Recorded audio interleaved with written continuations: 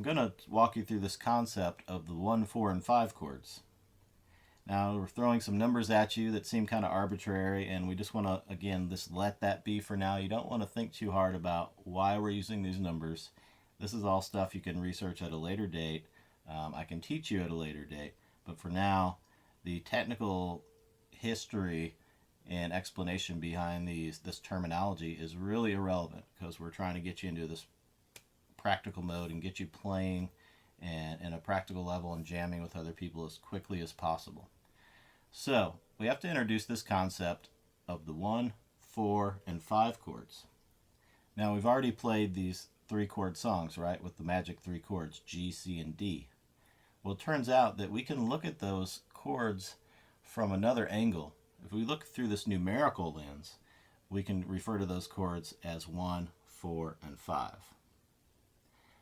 Why we want to do this, again, is beyond the scope of this lesson series. So do your very best to not ask why at this point. Just follow my lead and basically do what I say, and I think you'll be thankful later that you did. So don't look too deeply into this, but go ahead and get familiar with this method I'll give you. When we're playing a song in any particular key, and it's a typical 3-chord song, then we're going to want to know the numbers of those chords, the numbers that are assigned to them musically. So far we're playing the G, C, and D chords, and we're playing, I told you, in the key of G. So that means our G chord is our 1 chord.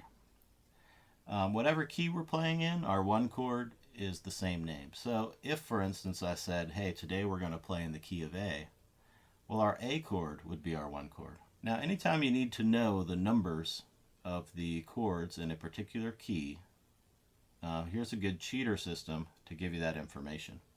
This does not work in every key, but by the time you get to the place in your playing and you're learning where you're playing outside of some of the really common keys, at that point you're going to have a better understanding of what the concept of a key is, and you'll also have some more musical understanding probably at that point, that you'll be able to kind of alter this system and make it a little more official. But for now we're going to use a cheater system because it's the simplest way to do it. So if I ask you to identify the 1, 4, and 5 chord in the key of G, here's the way you can do it. Your number 1 chord is a G. So then you just go up the alphabet, the musical alphabet, and see what happens when you get to number 4. Now the musical alphabet goes A, B, C, D, E, F, G. And then it just keeps repeating. So after we get to a G, our next note is an A, B, C, D, E, F, G, A, B, etc. So here, if we count up from a G chord, we have 1 is a G, 2 would be an A, 3 would be a B, 4 would be a C. So our C chord is our 4 chord. 5, the next note after a C, is a D.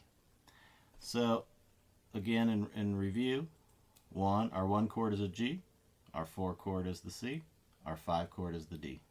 That's probably more information than you actually need on this idea of the 1, 4, and 5 chords for our particular purposes. So I kind of scratched the surface a little bit of some of that concept that you'll delve into deeper at a later time.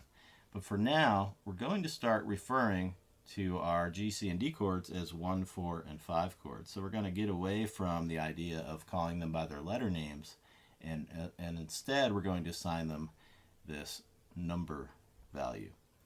All right, so just a little shift in the way we think and talk about these chords. Give them a number value. Again, don't think too much about this. Just take my word for it, assign these numbers, and start thinking that way. It'll become clear as we move on and as you move further through your banjo studies.